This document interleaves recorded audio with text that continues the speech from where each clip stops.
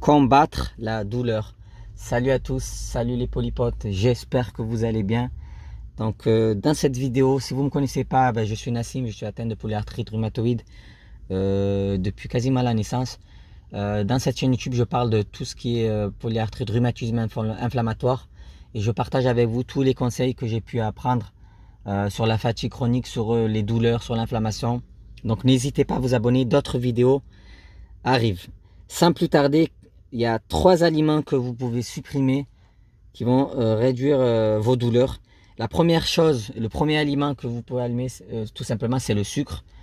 Le sucre, en fait, c'est très acidifiant. Et ça va vous fatiguer énormément.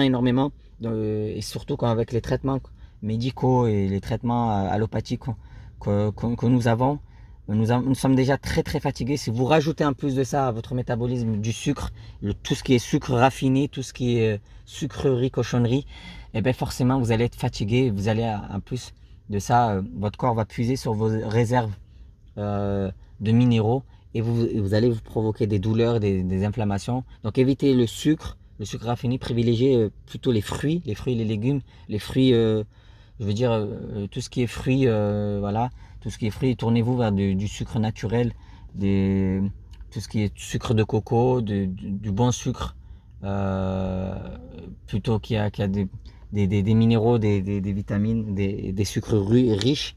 Évitez tout ce qui est sucre raffiné, sucre blanc, même sucre de canne, évitez, car ça va vous acidifier et ça va vous fatiguer.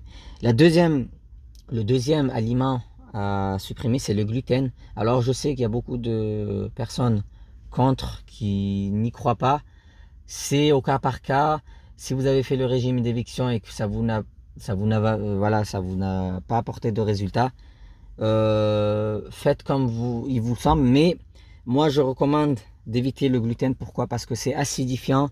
Le gluten, c'est parmi les aliments les plus acidifiants, qui va fatiguer votre organisme et qui va provoquer de l'inflammation en, en fait en provoquant le syndrome du côlon irritable, les kigotes, appelez ça comme vous voulez, mais ça irrite l'intestin et ça provoque de l'inflammation. C'est très inflammatoire, surtout si vous prenez ça avec voilà, des biscuits riches en tout ce qui est fabriqué avec de la farine à gluten, blé, orge, seigle, avoine. Tous ces farines-là sont pro-inflammatoires. Donc évitez au maximum le gluten pour, euh, euh, pour diminuer l'inflammation.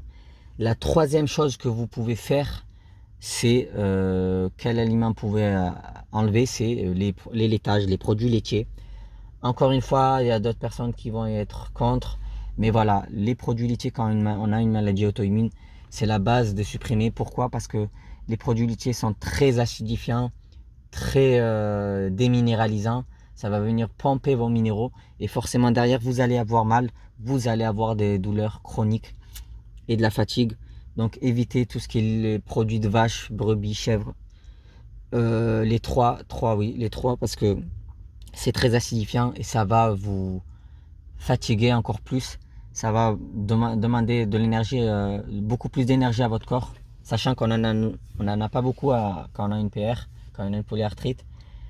Et forcément, vous allez être fatigué si vous consommez des produits laitiers. Donc essayez de réserver votre énergie ailleurs.